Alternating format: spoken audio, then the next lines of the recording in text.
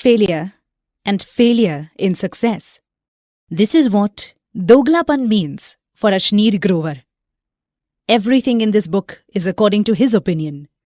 He shared his side of the story and the people who played a role in his success and failure.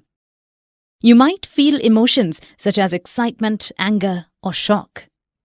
Ashneer is straightforward with his words and views about certain people. Love him or hate him, it's up to you. His only aim in this book is for us to learn from his story. My name is Mohita, and I will be narrating the summary of Doglapan, the hard truth about life and startups. Written by Ashneer Grover. So let's discuss how Ashneer met his co-founders, grew the company step by step, reached tremendous success, fought a long battle, and finally decided to resign. Ashneer Grover remains to be the largest individual stockholder in BharatPe. Despite his controversial exit, he is still an experienced founder, entrepreneur, and investor. We can all learn from his experiences. BharatPe, the genesis. In June 2018, Ashneer Grover received a message on his IIM Ahmedabad WhatsApp group chat. It was from Vipin Agarwal, who worked for the Chinese fund Fosun. The message said, "We are looking for a CEO for an early-stage fintech we are funding. Please inform us if anyone is interested." The first reaction of Ashneer was to wonder why they would need a CEO for an early-stage investment. He was intrigued, however, so he replied and asked for a meeting. A few days later, he met with Bhavik Koladia and Shashwat Nakrani at the IIT Delhi campus. What Ashneer thought would be a 1-hour meeting lasted for 4. Bhavik and Shashwat had known each other for a long time. They were both from Bhavnagar, Gujarat. Shashwat's father, who ran an engineering college, was Bhavik's instructor. Shashwat had just completed his 3rd year at IIT Delhi. Meanwhile, Bhavik was 5 years older and stayed at the hostel with him. Together, they won a UPI hackathon with 3 other IIT Delhi students. Bhavik explained to Ashneer that all UPI payment apps could run on one single QR. The idea has potential because money transfer from customer to customer and customer to merchant work on the same principle. During that time, Paytm and PhonePe were charging a 2% fee from merchants for every transaction. Bhavik wanted to charge lower at 1% to attract merchants to use their new app. Ashneer said that if they charged 1%, they would not change the game and succeed. Eventually, a competitor would set their rate at 0.9%, and it would be a race of which company gives lower rates. We can see how Bhavik is more on the technical side, and Ashneer is more on the business side. Ashneer suggested they could become big if they focused on distribution instead of selling. They could make the service charge free, so that many merchants could choose their app. Bhavik realized that they needed someone like Ashneer to be a co-founder to build the business. He and Shashwat had set up the company 2 months ago and invested 1 lakh rupees between them. Bhavik could not be the CEO because he was accused of credit card fraud in the US. Bhavik learned that if you knew someone's social security number, you could have their credit card delivered to you. No authentication is needed. Bhavik's friend tried this theory and had access to a few credit cards. Eventually, Bhavik was arrested by the FBI. This new fintech was his chance to redeem himself. Ashneer saw the great potential of the free service. Their information on merchants could be used to offer loans and other financial products. Regarding the company shares, they could have an equal 33% each. But Ashneer thought that Shashwat was too young and inexperienced. He didn't have much to contribute to the business. So they settled with 42% for Bhavik, 24% for Shashwat, and 34% for Ashneer. It was only fair given Ashneer's experience as an investment banker at Kotak and CFO at Grofers. Fosun offered to give him the first investment of $250,000. But Ashneer asked for the amount to be raised to $2 million. The deal didn't push through, and Ashneer looked for other angel investors. He told Bhavik and Shashwat that he could handle the fundraising. Our product will be bigger than Paytm, PhonePe, Pine Labs, and all the other existing merchant services. That was Ashneer's pitch to potential investors. The first one he approached was Sanjay Rishi of Amex. Rishi agreed and invested 25 lakh rupees. Next was Akshay Munjal from the Munjal Hero Group family. Munjal agreed to invest another 25 lakh rupees. The other early investors were Nitin Gupta of PayU, Anshu Sharma of MagicPin, Venture Catalysts and AngelList. In total, Ashneer raised 1.9 crore rupees. The first QR of BharatPe was released on August 15, 2018. From there, the company continued to rise. The building blocks. Since BharatPe offers one QR code for all payment apps, they need to put the logos of Paytm, PhonePe, Google Pay and others on their QR. Paytm and PhonePe sent legal notices for the use of their logo. Ashneer Grover studied the trademark law and found the clause that says it's allowed to use another company's trademark if it is for consumer awareness and educational purposes. Paytm understood this immediately and backed down. However, PhonePe was not satisfied. PhonePe founder Sameer Nigam seemed to believe that they own Pay as a suffix. He had a problem with the name BharatPe and later the new product called PostPay. Ashneer thought that it came from insecurity. BharatPe was a clever name. It is catchy and easy to remember. People think BharatPe is a government service because it is free of charge. The name Bharat also symbolizes trust. When the government chose a name for Bhim UPI, they actually considered using BharatPe. Bhavik learned about this information, thought it was a good name, and quickly registered it. PhonePe filed a case of copyright infringement against BharatPe for using the term PE, pay. The two companies battled in the Bombay High Court for 2 years. In the end, BharatPe won. The High Court ruled that PhonePe had no exclusive right over the term PE pay because it was a commonly used term that also means PAY pay. Ashneer Grover moved on to early tech solutions for the product. BharatPe's first clients were 1,000 merchants from Nehru Place, a famous computer market in Delhi. At first, they had a Jugaad tech solution to test the product. The QR codes of the merchants were created on the Bhim UPI app, and Bhavik's phone number would receive notifications for every transaction. The problem was, if Bhavik travelled by plane, he wouldn't receive any notifications for the whole flight. Ashneer thought of a solution that would also solve the money flow. They needed to tie up with a bank so that when a customer makes a payment, the money will go to BharatPe's bank account and they can in turn pay the merchant in real time. The first bank that Ashneer approached was Yes Bank. He worked a lot with them when he was still the chief financial officer at Grofers. BharatPe's service is free for merchants, but they must pay Yes Bank for incoming and outgoing transactions. The rate was 0.65% for transactions over 2,000 rupees. Ashneer ensured they would scale the business by bringing in more merchants to use BharatPe. Bhavik had engineers set up in the Yes Bank Mumbai office. The 3 IIT students who came along with Shashwat were given ESOPs or employee stock ownership plans.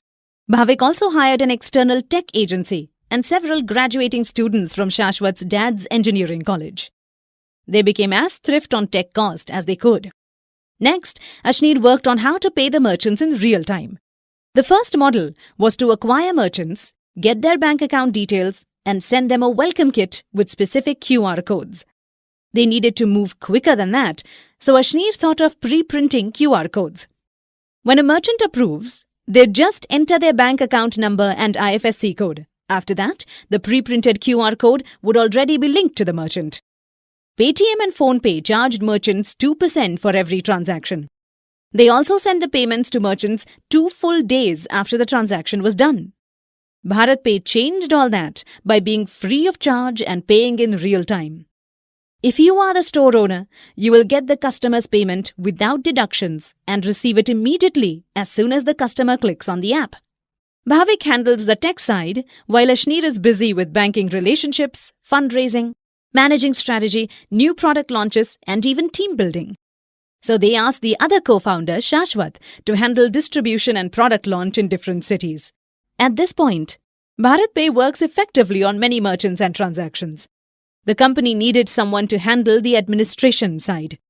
To keep the costs low and have someone they could trust, Ashneer recruited his wife, Madhuri.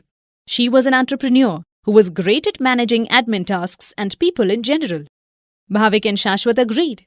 She became the director and also the head of HR. With his wife taking care of the internal system, Ashneer focused on growth and looked for additional fundraising. He approached as many venture capitalists as he could.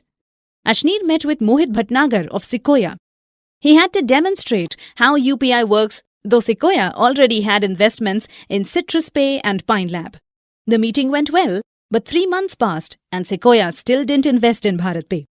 The main reason was that Sequoia owned a 70% stake at Pine Labs. They realized that BharatPe would be a strong competitor and Pine Labs would lose market share. Sequoia wanted to give Pine Lab more time to develop its app. But the founder of Pine Labs was gone and they couldn't develop the technology. That was only when Sequoia decided to invest in BharatPe. Ashneer sealed a deal with another VC called BNext, owned by Japanese entrepreneur Teru-san. He invested $1 million and sent the amount to BharatPe's account by the end of the month. Unlike Sequoia, Teru-san was proactive in his decision-making. Harshjeet Sethi from Sequoia called Ashneer, saying they cannot continue with the investment. That was after they had finished the necessary documents. Sequoia found out about Bhavik's credit card fraud case in the US and became upset with Ashneer for not informing them. In Ashneer's opinion, it was not for him to discuss. He asked Bhavik to go to Bangalore and explain to Sequoia's CFO and General Counsel.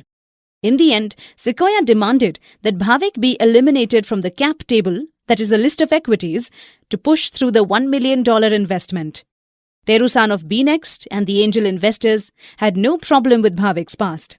Ashneer thought that if Bhavik refused to quit, he would support him. But Bhavik accepted Sequoia's condition. He resigned from the board and let go of all his shares. The shares were divided among BNext, Sequoia, Shashwat, Shashwat's dad, and Ashneer. Bhavik was removed from the shareholders' agreement and list of employees. He worked as an external consultant for BharatPe instead. It was November 2018. The issue with Sequoia was resolved. Ashneer was waiting for Sequoia to send the funds. He was also waiting for Teru-san's formal approval to use his money. The 1.92 crore rupees from the angel investors was running out. In short, there was no money in BharatPe's account and no budget for paying the employee's salary. Ashneer asked Madhuri to transfer from her personal account to the company account. They used their money to pay for the salaries and hoped by the next month they would receive the raised capital. Thankfully, the funds from Sequoia arrived. They completed the $2 million seed round. After getting the funding, Madhuri resigned as a director but remained a key employee. Meanwhile, Ashneer became a board member.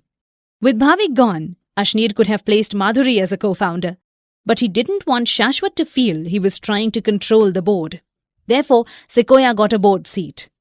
One of the most important lessons that Ashneer learned is that if you don't put the right person in position at the right time, it becomes a big problem. BharatPe continued to grow.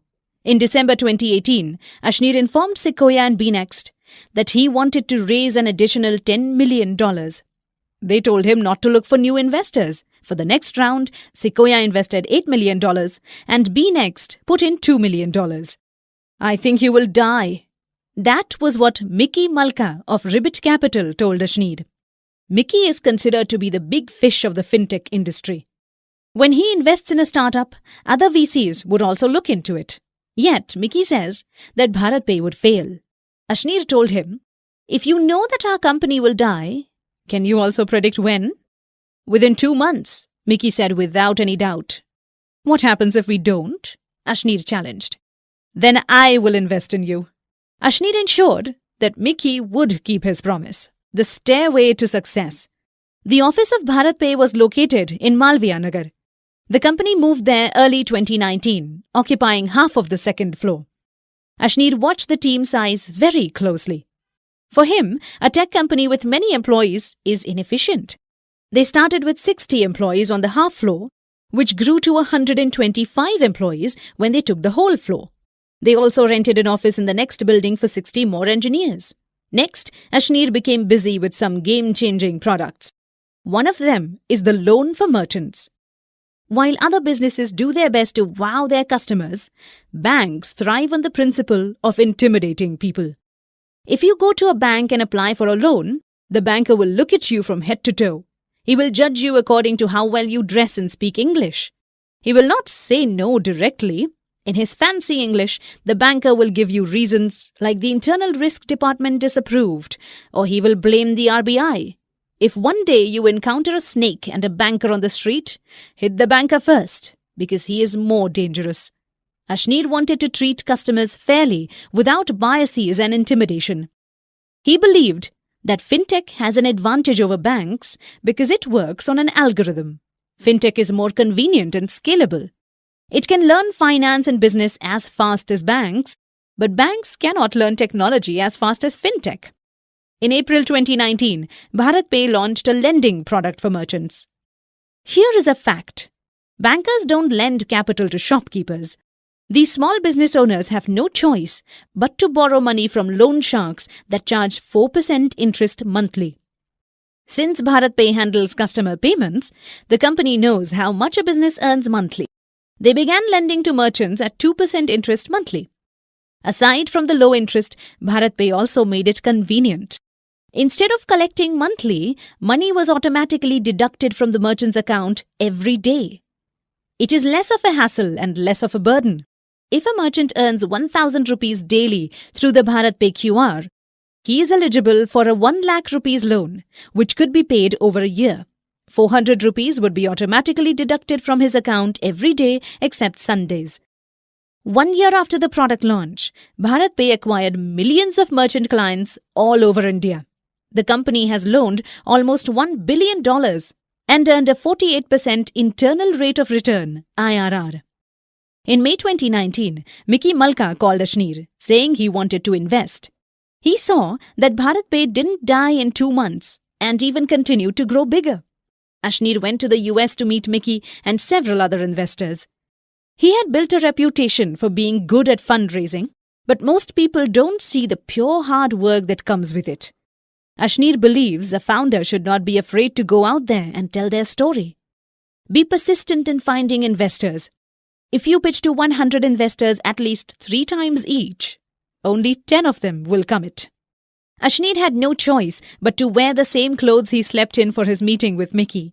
But it didn't matter because he raised $50 million from Mickey's Ribbit Capital and another VC called Steadview. The company continued to expand, and Ashneer had a lot of responsibilities. He thought they needed a chief business officer to execute daily operations.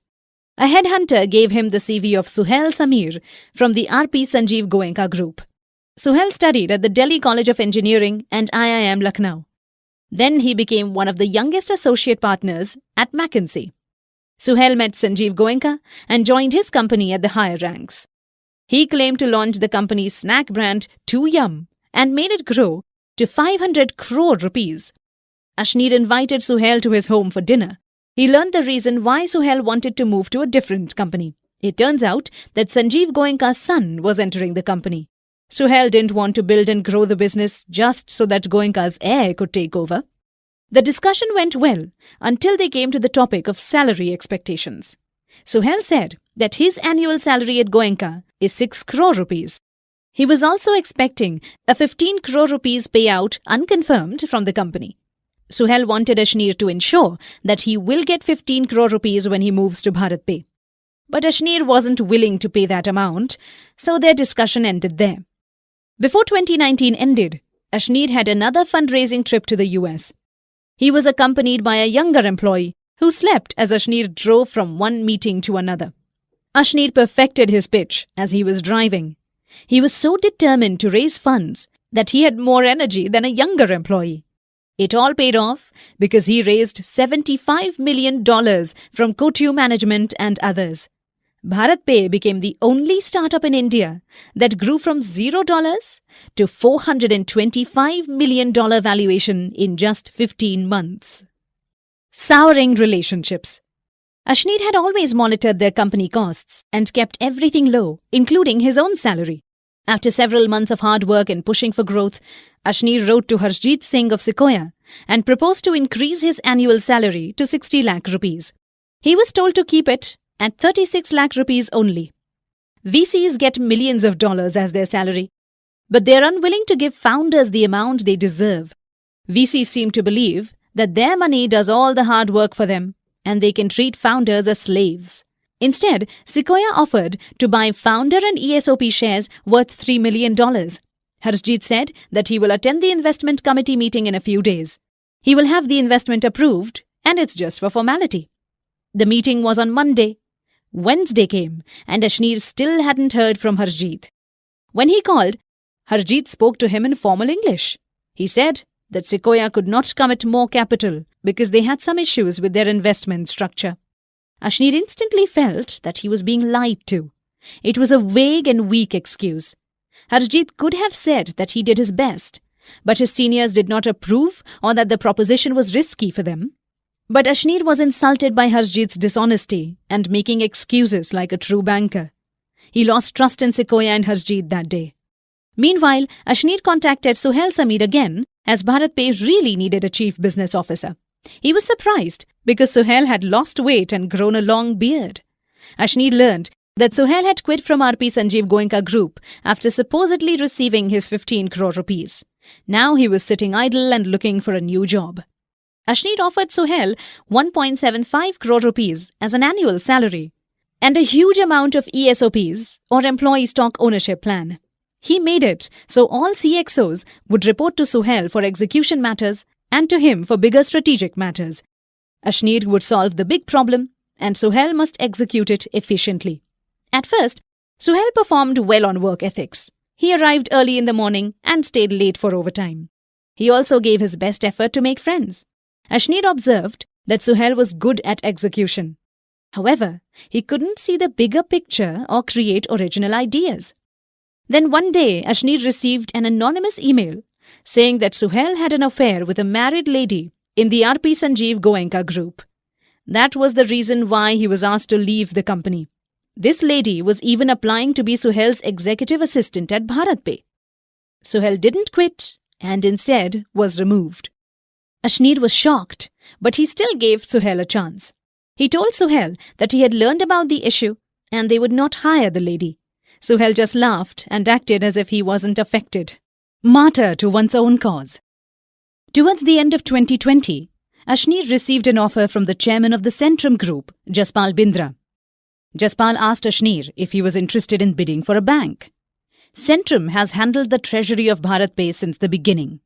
Ashneer trusted Centrum because they were willing to work with him even when the company was still small.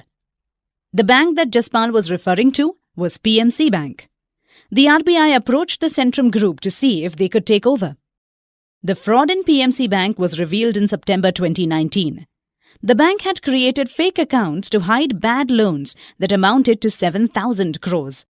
The public deposits in the bank worth 10,000 crore rupees were at risk. That is why the RBI suspended the PMC Bank. Clearly, the bank needed a visionary to rise from its terrible situation. Jaspal was a banker from Standard Chartered. He acquired a stake in Centrum after his retirement. He knew that no one from Centrum would fund the PMC deal, so he needed a partner. For Ashneer, it was a match made in heaven. The RBI would be willing to give the banking license to Centrum since it was a trusted company for 30 years. BharatPe could provide the funding needed to take over PMC. It was also a good deal because BharatPe could easily turn PMC into a digital bank. Ashneer immediately agreed to a 50-50 partnership. In January 2021, Ashneer and Jaspal officially joined the bid for PMC. The other bidders they competed with were Sanjeev Gupta of the Liberty Group and two business families from Hyderabad and Mumbai. The bidding process continued until June 2021. BharatPe had the potential to be the first fintech in India to get a banking license. Meanwhile, Ashneer prepared for that year's fundraising trip to the US. A deadly COVID wave hit India from March to April 2021. He planned to leave for the US in May. Ashneer continued to work throughout the pandemic. He was quite dismissive of it. He didn't take a single day off, even during the first wave. Some employees complained, but the products they were developing wouldn't have succeeded if not for all their hard work during COVID. It was easier for Ashneer to leave for a fundraising trip because he had more people to delegate tasks to. In 2021, he hired Sumit Singh as General Counsel. Sumit is a partner at Shardul Amarchand Mangaldas. Ashneer had worked with him during his time at Grofers. Sumit's first foreign trip was when Ashneer took him to Singapore. Ashneer also attended Sumit's wedding in Jaipur. He knew that Sumit would be helpful with legalities when BharatPe acquired the banking license. Ashneer offered Sumit a joining bonus of 80 lakh rupees. He would also have a salary and benefits amounting to 1 crore rupees and ESOPs vesting in a year. Sumit Singh would turn out to be Ashneer's third hiring mistake. The first and second are Suhail Sameer and CHRO Jasneet Kaur. The fourth hiring mistake is Rajneesh Kumar, the professional director, whom Ashneer would meet later. Suhail became the CEO designate, or the person replacing the current CEO. Ashneer had a problem because he had been hanging out often with a small group of people. Suhail was especially close to Jasneet and Sahil Chawla from sales, who had a reputation for being a gossip monger.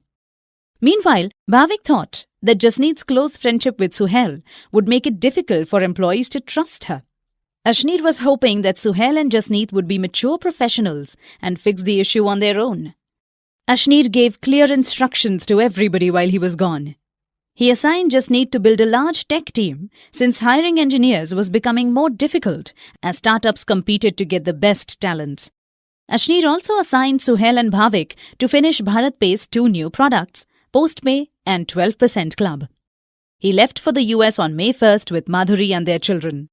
They underwent the necessary quarantine period and got vaccinated as soon as possible. After several meetings, Ashneer sealed the deal with Tiger Global, which invested $100 million. He also went to San Francisco to meet at least 10 investors a week.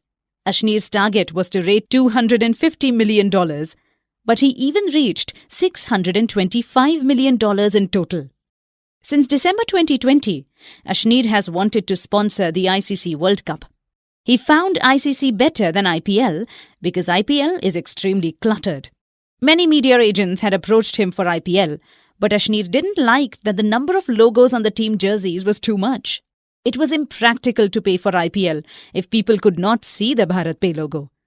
The only space the IPL franchisees have not yet sold was the player's bum. And so, Ashneer sealed the deal with ICC worth $27 million. BharatPe became the global sponsor for the T20 and ODI World Cups held in Dubai and the official sponsor for the T20 World Cup held in Australia. Ashneer and his family watched the game of India vs New Zealand on their way back to the US. Before going to the match, Ashneer received a call from Jaspal Bindra saying they had won the PMC Bank bid. BharatPe officially became the only fintech in India with a banking license. New Zealand defeated India in that day's match, but Ashneer was extremely happy about the huge achievement of the company. When he returned to the office, Ashneer was disappointed with the updates. While he was pitching the new products to US investors, no progress had been made on PostPay and 12% Club. Bhavik told him that 20 out of the 60 people in the tech team had resigned. To make matters worse, Bhavik explained that Jasneet, the CHRO, was dating Suhail. In fact, Suhail had moved into her apartment. Ashneer decided that Jasneet had to leave. The COO told him they could save 1 crore rupees if they fired Jasneet immediately, as her ESOPs would soon be vested. But Ashneer didn't want to cause drama, especially since they would have a bank takeover and Series E funding.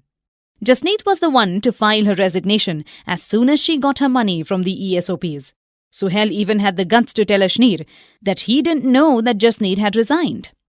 He let the issue pass, but Ashneer knew for sure that Suhail couldn't be trusted. Meanwhile, he focused on solving the problem with the tech team. Ashneer ensured that the remaining engineers would have additional ESOPs. As for hiring new engineers, Ashneer learned that only a few applicants continue to work in BharatPe. He also learned that Cred, another company, was successful at hiring because they gave a brand new laptop along with the job offer. The average annual salary for engineers at BharatPe was 20 lakh rupees. The company also pays headhunters 3 lakh rupees as a commission. So what Ashneer did was to use the 3 lakh rupees to give away brand new superbikes to new hires with a 1-year lock-in period. News spread in the tech industry about superbikes. This move improved the reputation of BharatPe as an employer and strengthened the tech team. Next, Ashneer became busy with launching PostPay and 12% Club. PostPay was a buy now, pay later service. They launched it during the ICC T20 World Cup in Dubai. Ashneer had taken the project from Suhail, as he didn't make any progress for the 2 months that Ashneer was fundraising in the US. PostPay allows users to borrow money up to 10 lakh rupees. People can pay anywhere using their QR codes, card, or money from their bank account. PostPay is a unique product because it lets users make big and small daily purchases like groceries. Meanwhile, 12% Club is a product that allows people to borrow or lend at a fixed 12% annual interest. The money earned from the 12% Club was used for merchant loans. Though the cost of capital in 12% Club was 12%, the internal rate of returns from merchant loans was 48%. PostPay and 12% Club became instant hits and great innovations in the fintech industry. At this point, Ashneer made a fatal mistake that would contribute to his exit from the company. Bhavik, Suhail, Sumit and Ashneer went to Mumbai to meet Jaspal Bindra after winning the PMC Bank bid.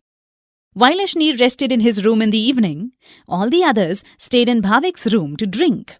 It's important to note that Ashneer liked luxury cars but never smoked or drank alcohol. The next morning, Bhavik told Ashneer that some people don't want to be accountable to Madhuri on the budgets because she is not a CXO. Suhail said while they were drinking that if Madhuri became a board member, he would quit immediately. Ashneer and Shashwat had 4 board seats between them as founders. They thought of giving one board seat to Madhuri and the other to Suhail. While he was shocked about what Suhail said, Ashneer didn't want to cause trouble in the company. He was more concerned about the growth and results of BharatPe than protecting his own interests. Ashneer could have appointed Madhuri to the board, but he didn't. His fatal mistake was to assign Suhail as CEO and appoint him to the board. As one friend of Ashneer said, what he did was right for the business, but he became a martyr to his own cause. Shark Tank. Venture Catalysts, one of the first angel investors of BharatPe, recommended Ashneer to Shark Tank India. He had never seen a full episode of Shark Tank US, but Ashneer knew how the format works. In July 2021, he received a call from Bimal Unnikrishnan, a showrunner of Shark Tank. After that, the Sony television team had a recording session at Ashneer's home for a few mock pitches. Ashneer knew that if Sony chose him, he would become a public figure. He didn't want the investors to think he was busy with other things besides business. Thus, Ashneer asked the opinions of Mickey from Ribbit Capital and Harjeet from Sequoia. They had no problems with it. On the second mock session, he met another potential shark. It was Aman Gupta, the co-founder of Boat. The session was held again at Ashneer's home. Aman was nervous and excited to be on the Shark Tank panel. While they were having lunch, Aman asked Ashneer, "Do you think they will pick us?" Ashneer replied, "Why does it matter?" Aman shared that he grew up watching Shark Tank US. The show inspired him to start his own business. In the next few days, Ashneer found out who the other sharks were. He was happy to work with all these great founders. The sharks were treated as celebrities. They had their own vanity vans, complete with costume designers, makeup artists, bouncers, and assistants who could carry the umbrella for them as they walked outside.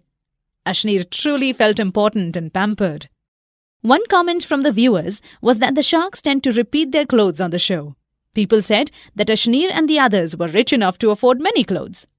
But when they were shooting, the production team was uncertain which episodes would make it to the final cut. The episodes were cut and edited. That is why the viewers saw the sharks wearing the same clothes week after week. The show has a huge set, which cost them 4.5 crore rupees to build. The set designer of Shark Tank was also the one who built the set for Coffee with Karan. Viewers often think that reality shows are scripted, but Ashneer said it's not true. The sharks didn't know how many pitches would be done in one day or what companies would pitch. Ashneer was present on all shooting days, except when he needed to come for the ICC T20 World Cup final in Dubai. They had 3 days of shooting every week, from Friday to Sunday. Aman Gupta, Peyush Bansal, Madhuri and Ashneer travelled every week from Delhi to the studio in Mumbai, so they all became good friends. Aman would often take off his mask at the airport and see if someone would recognize him. Ashneer and the others would tease him that no one did. All the sharks developed a great camaraderie since they spent long hours on the set. Sometimes it would take more than 12 hours a day. Some people say that Ashneer was too frank or blunt on the show, but he was just himself. He was straightforward in his words in Shark Tank and in real life. Bimal, the showrunner, told Ashneer that people would hate him first and then he would be loved. After Shark Tank was released, Ashneer received many hate comments on his Instagram account. Later on, people understood that it made no sense to praise a contestant's business model only to deny them funding. Aside from his honesty, it seems that people also liked Ashneer for speaking in Hindi. His followers were mainly entrepreneurs and non-English speaking guys from the working class. With the popularity of Shark Tank India, Ashneer became an instant celebrity with over 70,000 followers on Instagram. He also became the favorite subject for memes. Everywhere he went, people asked him to take selfies. Ashneer was no longer shy or conscious in front of many people or cameras. He liked it the most when people approached him, saying that Shark Tank inspired them to start or expand their business. The Nykaa IPO and Kotak saga. Ashneer had this conversation with his relations manager at Kotak on July 23, 2021. Sir, the Zomato share has listed at 116 rupees. Ashneer: Okay, we can sell.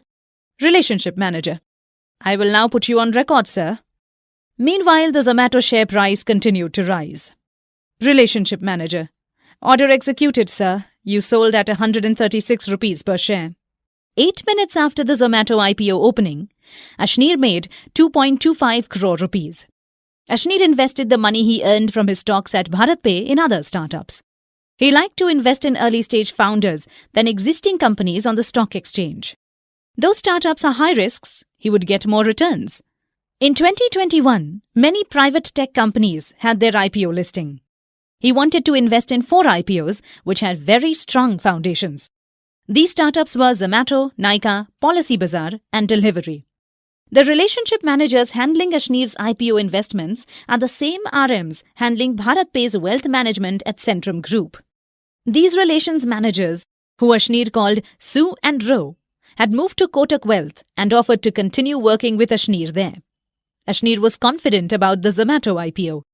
He knew Dipender Goyal and he believed in his abilities. Zomato became even more successful during the pandemic because many families ordered food at home. People were shocked when they learned that Ashneer would invest 100 crore rupees for the Zomato IPO. But the truth is that only 5 crore rupees came from Ashneer's pocket. The 95 crore rupees was loaned to him by Kotak Wealth for an interest of 10%.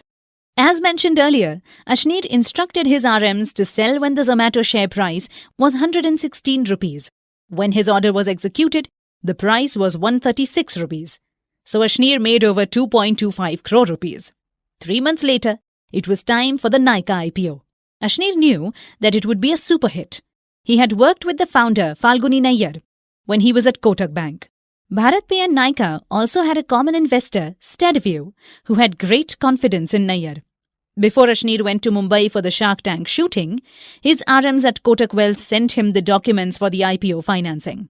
It was 200 pages long. Ashneer had to sign each one of them. Some pages even had to be signed multiple times. When Ashneer arrived in Mumbai, he got a call from Madhuri saying that the RMs were sending more documents to him. Ashneer signed them outside the restaurant where he would be having a meeting. The IPO would be open the next day, October 28, 2021. But as Ashneer was getting ready for his Shark Tank shoot, Madhuri informed him that the RMs said that Kotak would not continue to finance him in the Nykaa IPO. Ashneer was surprised. Nykaa was a good investment. Why would Kotak not finance it? He immediately called RM Ro to ask what had happened. RM Ro said that the market isn't doing well. Even if Ashneer gets the financing, it would only be 20 crore rupees. It is not worth it. Ashneer asked, "Why did you ask me to sign 500 pages if you wouldn't be financing this IPO?" RM Ro vaguely told him that no other Kotak customer had received financing. However, Ashneer learned from Suhail that Kotak gave him 20 crore rupees to invest in the Nykaa IPO. He was getting more upset.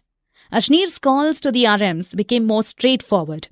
He asked them sharp questions about why they lied and gave IPO financing to others.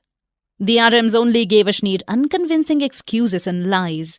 He said they should have informed him earlier so he could negotiate with other institutions. The RMs didn't have the courtesy to inform him when he had completed all the necessary documents. They had a cold, unconcerned attitude while they were answering his questions. When Ashneer asked to talk to their seniors, the RMs stopped taking his calls. These RMs, Ru and So, had made huge bonuses for handling BharatPe's treasury at Centrum. They also boasted of their continuing relationship with Ashneer at Kotak. But Ashneer thought that clearly, Ru and So had no backbone. They handled his money but treated him badly. Ashneer was not angry because he lost 20 crore rupees that he could have invested in the Nykaa IPO. He was mad because the RMs lied to him. Because of this unprofessional behavior, Ashneer asked Sumit Singh, the GC of BharatPe, to send Kotak a legal notice. On that legal notice, Ashneer demanded Kotak to continue with the financing or compensate for the RM's improper handling. They had committed to financing the IPO months before and had Ashneer finish all the documents one day before the IPO opening. But the response that Ashneer got from Kotak was the same as the response from the RMs. Kotak said that there was no commitment from them. They had their lawyers write all the reasons why they had done nothing wrong. Kotak's response to Ashneer's legal notice was full of legal jargon. The Nykaa IPO closed on November 1st. For Ashneer, there was no point in bringing up the issue. But he was certain he did not want anything to do with Kotak Wealth Management. He would not work with the RMs or Kotak again. Next, Ashneer invested in the Policy Bazaar IPO. 8 crore rupees came from his own pocket and 84 crore rupees was financed by IIFL, the rival of Kotak. Policy Bazaar's share price increased by 25% and Ashneer made 2 crore rupees. Now, this is when things get dirtier. On December 26, 2021, Ashneer and Bhavik received an email with the subject, Ashneer at his worst. It was from someone called Unicorn Baba, who had many followers on Twitter. The email had an audio file attachment, which was allegedly a recording of Ashneer talking to his RM at Kotak. I will make this public tonight. This is toxic. You cannot threaten people to kill. WTF, Unicorn Baba said. Ashneer didn't take it seriously. He knew that he did nothing like that. He never threatened the RMs. He only asked for their explanation. Ashneer continued to reply to this Unicorn Baba to defend himself. He asked Bhavik if he knew this guy, and Bhavik said they had a connection. Ultimately, Unicorn Baba demanded $240,000 in exchange for his marketing services and for deleting the audio file. He was clearly blackmailing Ashneer. There are many reasons why the accusation was impossible. Besides, the RM Su personally came to Ashneer's office and greeted him with a Happy New Year. The RM also laughed about the audio file. In January 2022, the first episodes of Shark Tank were aired on TV. Ashneer woke up one morning with his phone buzzing with many messages. Mickey Malka texted, "There's an audio file spreading on Twitter. Is it really you?" An account called @Babu Bongo tweeted a SoundCloud link with the caption, "How wealthy founders treat bank employees." Ashneer wrote to Twitter directly and said it was a fake audio from a scammer who was blackmailing him. The audio file was deleted from Twitter that evening. However, people had already uploaded it on YouTube. A few days later, Ashneer was in for another shock. The legal notice he sent to Kotak and their responses were all leaked to the media. Only Ashneer, Sumit and Kotak knew about these legal notices. It is questionable how the media got copies of them. When the media asked Kotak for comments, they confirmed that the legal notices were legitimate and that Ashneer had truly intimidated one of their employees. Ashneer was starting to think that some people were conspiring against him. The media was turning him into a villain when it was Kotak and their RMs who had mistreated him. Being on television made it worse for Ashneer. Negative news also spread about him on the internet. He worked hard every day to make BharatPe succeed.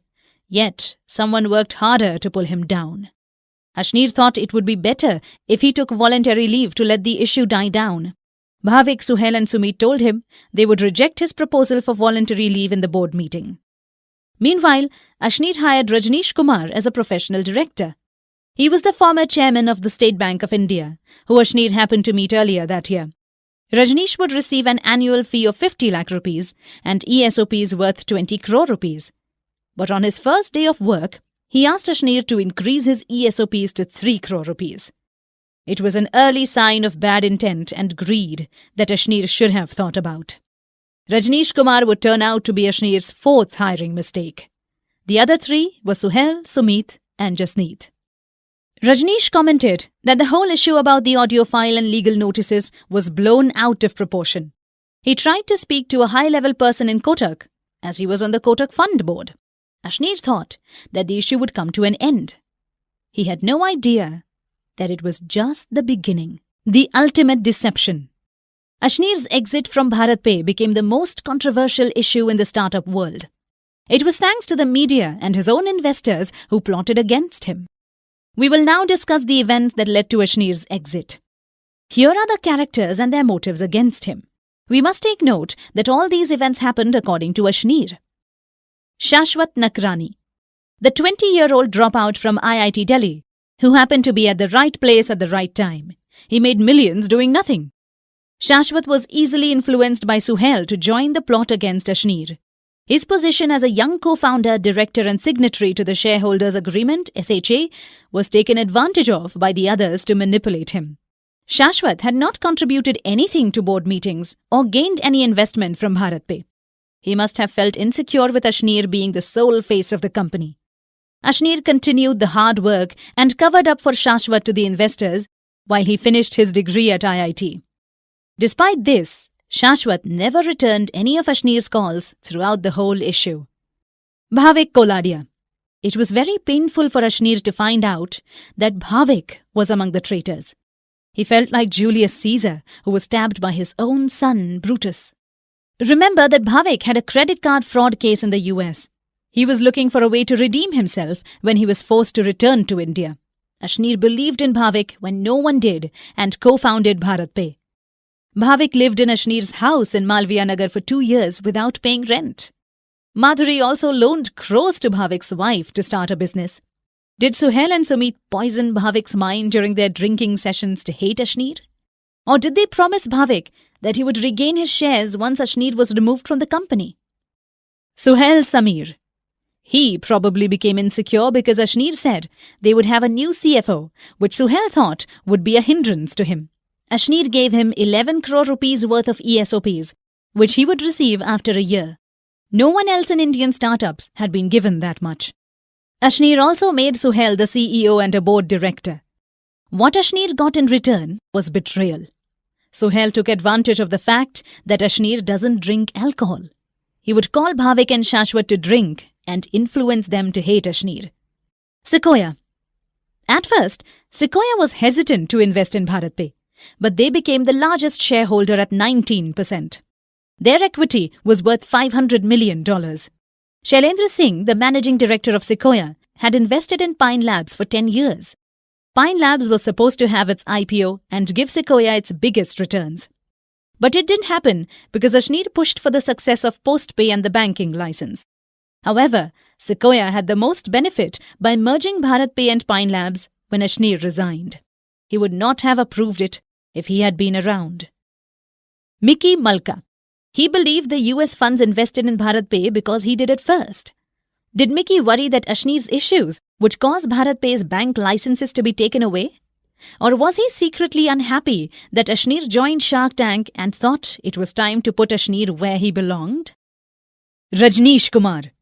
He was the former chairman of SBI, who Ashneer hired as professional director and invited to the board. He had shown early signs of greed for money and power that Ashneer ignored. Rajneesh asked to increase his ESOPs from 2 crore rupees to 3 crore rupees on his first day at work.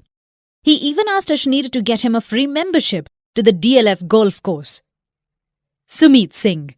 He was the general counsel who owned his first foreign business trip to Ashneer. Sumit must have hated Ashneer for not giving him the lifestyle he wanted.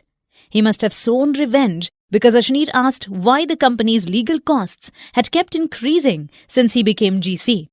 Sumit is a lawyer, but he thinks he is also skilled in business. For Ashneer, Sumit is a bragger and a backstabber who is jealous of his success. We have discussed the main characters. Now let us see the sequence of how they plotted against Ashneer. He detailed the events in 6 phases. Phase 1. January 16th to 19th. Make Ashneer take a temporary leave and take control of the board. Ashneer thought his voluntary leave proposal was rejected at an unrecorded meeting on January 14th. He decided to go back that Monday, January 17th, 2022. He messaged Mickey Malka on WhatsApp that he would be back in the office. Mickey replied with 6 conditions. Some of them were that the board needs to approve first and do a risk assessment of the consequences. It was clear to Ashneer that this was unrelated to the Kotak issue. On January 18th, they had a board meeting on Zoom. Mickey went ahead and said that it would be best for BharatPe if Ashneer took a voluntary leave. Ashneer was definitely shocked when Shashwat, Suhail and Sumit agreed. They were in his house a few days ago, saying they would reject his proposal to leave. Bhavik commented, "Why would he send him on leave? We need Ashneer more than ever." But later on, Bhavik also sided with the others and said that Ashneer's leave was not a bad idea. Rajneesh Kumar did not have a right to vote, but he emphasized that the team wanted Ashneer to go on leave. Suhail also demanded that Madhuri should resign. He said that the investors, Harjeet and Mickey, wanted Madhuri out of the company. Phase 2, January 19th to 26th. Hire lawyers and accountants, create a plan to turn Ashneer's temporary leave into permanent leave. The January 18 minutes of the meeting read that Ashneer requested a voluntary leave, which he never did. It was also mentioned that Madhuri's resignation was accepted. It was impossible because Madhuri had not even filed a resignation letter. Ashneer wrote to the board asking why Bhavik, who was not a shareholder or an employee, had taken over matters in the company. He also asked directly why they insisted he go on leave. No one replied to him. Instead, Ashneer received a mail from Suhail that Madhuri was put on temporary leave because they were investigating corporate governance issues. Like Ashneer, she was not allowed to enter the office. Bhavik and Ashneer met at the Panchashila Club. Bhavik said that he didn't know what was happening. It was all part of Suhail's plan. Ashneer reminded Bhavik that he turned his back on Ashneer during the January 18th board meeting. Ashneer thought that Bhavik was only trying to guess his next move. He said that if Bhavik really wanted to take action, they should talk to Shashwat and have Suhail out of the board. Bhavik agreed, but nothing happened after that. Phase 3, January 26th to February 18th. Do a fake investigation and create pressure on Ashneer and Madhuri to resign by leaking everything to the media. Phase 4, February 18th to March 1st. Easily eliminate Madhuri, who was not protected by SHA, continue with media leaks, and find reasons for removing Ashneer under SHA. Phase 5, March 1st. The end game. With everything that was happening, Ashneer decided that enough was enough. He would resign from the company and not give his plotters the pleasure of taking him out. He wrote in his letter that he was sad to say goodbye to the company he had helped to grow for the past 3.5 years. Since January, Ashneer and his family have been attacked with baseless accusations. He had been wasting himself fighting a battle against his own management and investors. BharatPe suffered the most during the entire issue. Ashneer dared anyone to disagree that BharatPe became what it is now because of him. He also emphasized that he is still the company's largest individual shareholder. "We end this now," were his last words. On March 1st, 12:03 a.m., Ashneer hit send on his resignation letter. He had to wait for this precise time because many of his restricted shares would be released by the end of February. He had full right to that money. He would not let his plotters take that money he worked hard for. That morning, Ashneer made 2 interviews on TV, one at ET Now and another for CNBC TV 18. He saw Shireen Bhan struggling to hear someone speak on her earpiece. Ashneer thought that Shireen had been bought by his plotters also. The proof can be clearly seen in the interview video. Phase 6, March 1st onwards. Keep putting fake news on the media to put Ashneer on public trial. Fake news spread about Ashneer's ridiculously lavish lifestyle. On his luxury cars, Ashneer said that he bought them with money that he honestly earned from his investments. A more interesting fake news was about his 10 crore rupees dining table. Ashneer had told a colleague who visited his home that the bhari or heavy table was 150 kilos in weight. But the media translated bhari as expensive and turned 150 kilos into $150,000. If Ashneer had 10 crore rupees, he would have put it in BharatPe and created jobs for thousands of people so they could feed their families. He came from the middle class, so that is how his mind works. And so, Ashneer Grover officially resigned from BharatPe. But he remains the company's largest individual shareholder, with 8.43% in equity worth $240 million. Conclusion. There you have it. The crazy story of Ashneer Grover. It made him gain more experience, more grey hair, more awareness of who his real friends are, and more understanding of Doglapan. For him, Doglapan means success in failure and failure in success. His exit from BharatPe taught him what truly matters in life and gave him many opportunities to remain calm and sensible during challenges. What does Ashneer really want us to get from his book? Does he want us to think that he was the victim of bad circumstances? Does he want us to see him as a superhero who survived the fight? The truth is, he wants us to learn from his story. He wants to share 5 lessons from his success and 5 lessons from his failure. You could have bought pizza or beer instead of his book. You could have done something more valuable with your time than listening to his story. So Ashneer felt that he owes it to you to add value to your life and help improve your future. Here are 5 lessons from his success. First, have the fire in your belly. Have the hunger to achieve what you want in life. Ashneer came from a middle-class family. He believes that being poor gives you a strong desire to succeed. Go out of your comfort zone to live the life of your dreams.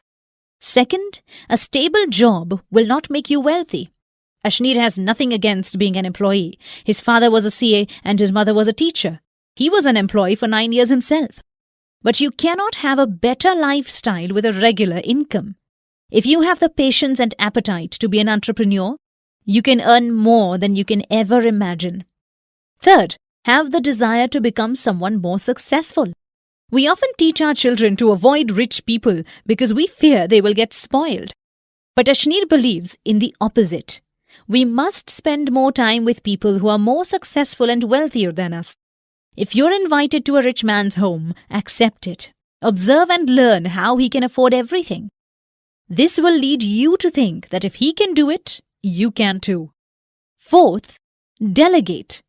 A founder needs to assign tasks to people so that he can focus on the bigger aspects of the company. In school, we were taught to be independent and skilled. But we are never taught how to manage people. A leader is not a one-man army. He must shift his mindset from doing to leading. Fifth, don't think only of what a person can do for you at a certain time. This is short-sighted. For example, if a VC refused to invest in BharatPe for Series A, Ashneer would go ahead and approach him again for Series D. As a founder, you must share your story with everyone. This includes CEOs, investors, competitors, or low-ranking employees. You never know what could happen, so it's better to spread your story as much as you can. Collaborate instead of getting what you want. Now, here are the 5 lessons from Ashneer's failure.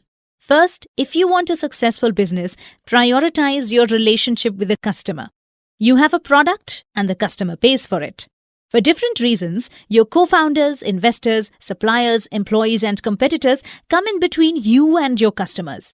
Are you ready for them to take part in your earnings? Are you satisfied with what would be left to you after they get their parts? Second, the investor is not a god. An employee provides labor, a founder provides growth, an investor provides capital. The investor is not above you just because they give you money. Don't forget that the company's success relies on your relationship with the customer. Don't let your investors treat you like a slave. Third, give your family a board seat. Do not copy the Western concept. The majority of successful businesses in India are family-owned. Even in the tech industry, profitable businesses are run by families. Just because you have US investors doesn't mean you must copy their concept.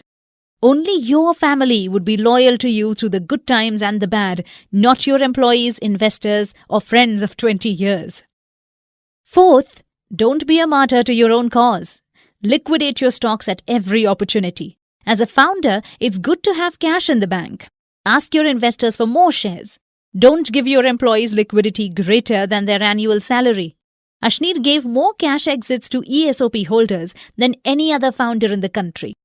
He made 80 to 250 times returns, yet none of them stood up for Ashneer throughout the whole issue. Fifth, beware of certain professions. Be careful dealing with drug pushers, prostitutes, pimps, bankers, journalists, and lawyers. They will give you false comfort at first, but if you spend more time with them, they will ultimately destroy you. With everything that Ashneer has shared, he encourages you to start your own business.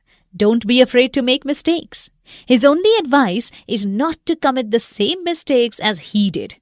Love him or hate him, as long as his story and lessons moved you, he would consider this book successful. If sharing his journey makes a difference in your life, Ashneer Grover would find his effort worthwhile. We have come to the end of the summary of Doglapan.